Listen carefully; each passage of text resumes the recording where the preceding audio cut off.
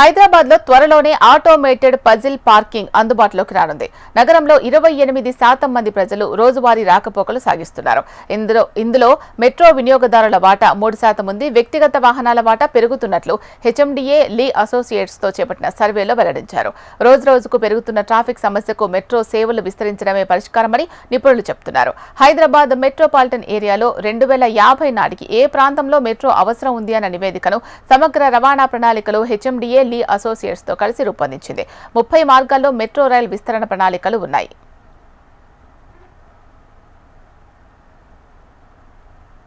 నగరంలో ప్రస్తుతం 3 మార్గాల్లో 69.2 కిలోమీటర్ల మెట్రో రైల్ మార్గం ఉంది. 2030 నాటికి 8 మార్గాల్లో విస్తరణకు ప్రతిపాదనలు ఉన్నాయి. నగరంలో ట్రాఫిక్ కష్టాలు కొంతవరకు మెట్రో పరిమితం చేసింది.